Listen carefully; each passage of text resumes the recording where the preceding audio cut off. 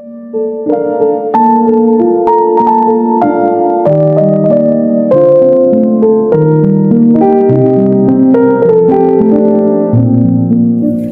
pumili na natin of card, ito ang inyong reading.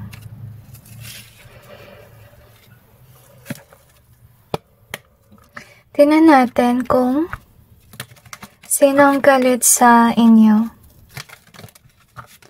I'm kanalay feel na mapagmahal kang tao. At nasense ko rin na sinisiraan ka niya sa social media.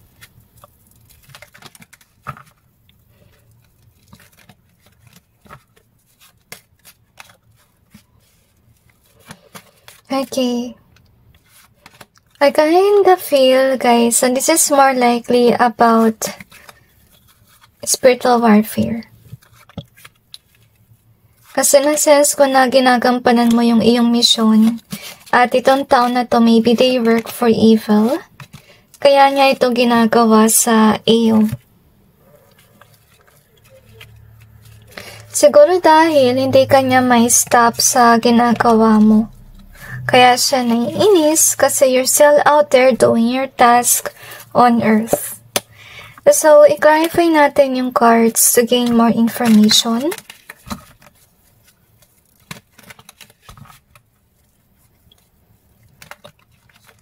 I kinda feel na walang tigil yung ginagawa mo. Talagang maganda yung focus mo sa iyong trabaho, which is nice, okay?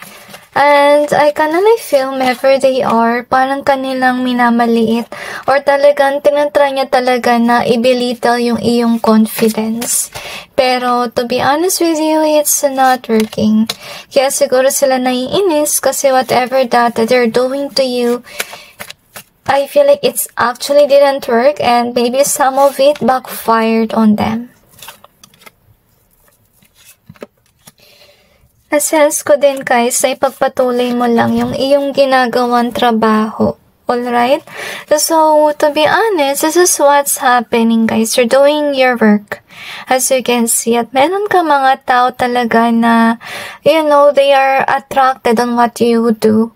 Talaga naka-receive ka ng mga viewers or pwede na rin na naniniwala yung mga tao sa inyo. Ngayon, itong mga tao na to, you know, pilit nila na inaalis yung maganda mong image or maybe they're really trying the best that they can to actually, parang sinusuyo niya yung iyong fans na huwag sila maniwala sa'yo and so on. Honestly. Okay, and let's see what else.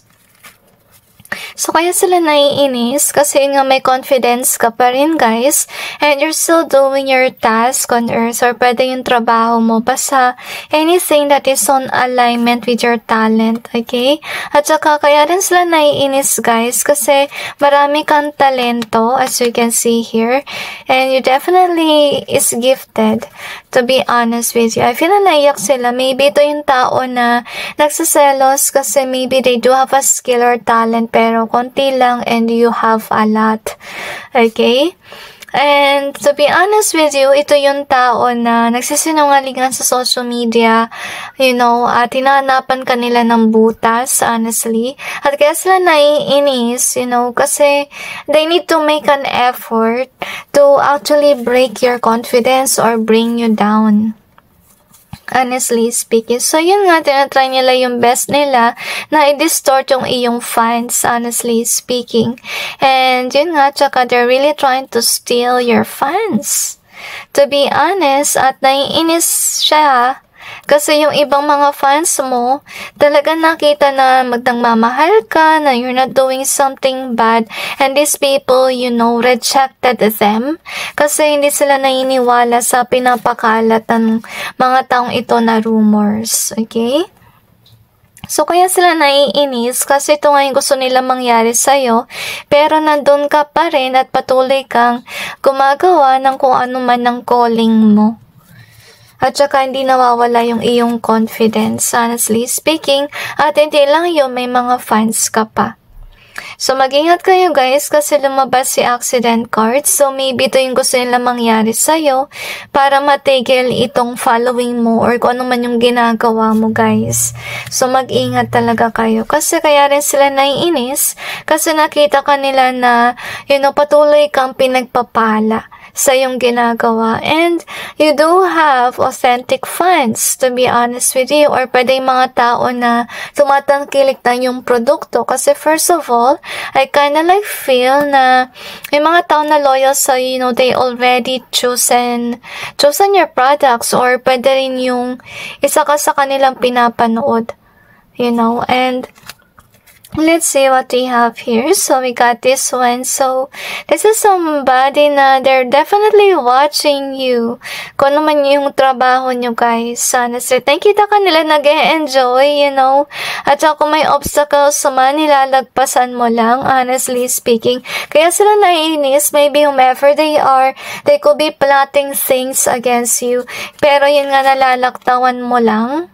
To be honest, okay? At kung sakali man may aksidente or may nangyari masama sa'yo, I think that there's still people that reach out and love to you. Or lalo kang minahal. Kaya sila naiinis kasi nga maganda yung nagiging buhay mo. So, ito yung gusto nga nila mangyari, na magkaroon ka ng stagnancy with regards sa iyong buhay, pero hindi ito nangyayari kasi you're definitely destined to be out there, honestly speaking. And I kinda like feel to rin yung gusto nila mangyari. If ever you do have a connection, gusto ka nila maging alone, mapag-isa, mawalan ng work, para ganito yung iyong energy na wala kang love life, wala ka ring work. Pero hindi yan yung nangyayari sa iyo, guys. To be honest, and kaya sila naiinis kasi, yun nga, hindi ito nangyayari sa iyong buhay with a not enough card. So, if the frustrated in relationship, lack of confidence, self-sabotage, fear, ego issues, and jealousy. So, basically, kaya galit sa mga tao yan, maybe nagsiselos sila kasi nakikita nila na may work ka, dire-diretso yung work mo. At gusto nila talaga nila mangyari sa iyong buhay, ay mawalan ka talaga ng confidence at mawala yung mga relasyon mo sa iyong buhay, yung mga tao nagmamahal sa'yo, yung mga fans mo, or kung ano man. Pero nakikita ko kasi sa reading mo, guys, hindi nila maaalis sa'yo yung buhay na meron ka sa ngayon. So, let's see what else do we have here. So, we have this yes here. So, maybe, maganda yung nangyari sa iyong buhay kasi lahat ay yes sa iyong buhay. So, you have the action here in either way and we have the end in either way. So, ito yung tao na ayaw niya na magkaroon ng nangyayari sa iyong buhay, honestly. And with the dog barking, maybe ito yung tao na nagtatry to gain attention para mawala yung attention sa iyo, honestly. So, they're definitely making an effort to stop you from what you're doing, but looks like you're not stopping, kaya sila naiinis.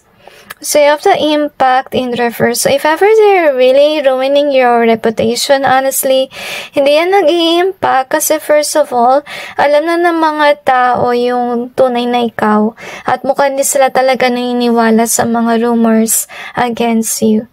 So, you have the love here and try. So, they definitely try the best that they can to make a third-party situation sa yung love life. So, do your best in either way. So, they're really trying the best that they can to destroy your, your career, your life, and everything. Pero hindi nila ma-destroy.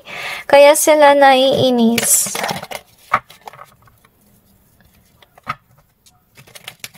So, sobrang daming tao ng aso sa background natin, guys. So, baka yun yung ibig sabihin nun, na pinipilit ka nilang away-awayin, okay?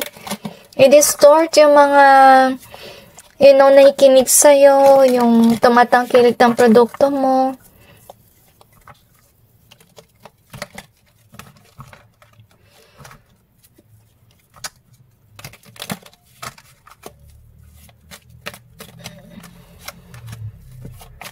Okay. So, na-sense ko, guys, na mabait kang tao, kaya hindi nila basta-basta masisira yung iyong reputasyon. At dahil doon nga na-frustrate nga sila kasi maganda yung status ng iyong reputation. So, nakita ka nga nila na may relasyon ka or pwede rin may mga fans ka at umasenso ka, may money ka. As you can see. At hindi lang yun, you know, kung may mga tao ka man sa paligid, they are definitely your soulmate or pwedeng soul tribe mo. Talagang maganda yung energy, you know, sa yung paligid. At hindi lang yun, you are definitely somebody na tinawag ng Panginoon para may gawin for this world. Kaya ka naka-attract ng mga tao na kagaya mo na same vibe na mabubuting tao, guys, at mapagmahal, okay? So, anyway, yung karma ng taong ito, sa kanya yung balik niya kasi hindi siya nakafocus sa kanyang work. Kaya nangyayari dito, guys, siya yung nawawalan ng money, to be honest with you. Yung isa rin sa karma ng taong ito, wala siyang opportunity sa kanyang buhay at wala siyang future because of the reason na wala na siyang ginawa kundi ang sirain yung iyong, you know, maganda sa iyong buhay. Kaya siya yung nagkaroon ng, you know, negative things sa kanyang career na mawawalan siya ng work, hindi rin mapupunta yung promotion sa kanya. Kasi, yun nga, wala siyang sawa sa pagbabati ko sa'yo. So, sa kanya napunta yun at hindi sa'yo. So, anyway, that's it, guys, with regards to your reading. I just hope this may give you some insight and awareness about your situation. And God bless all of you.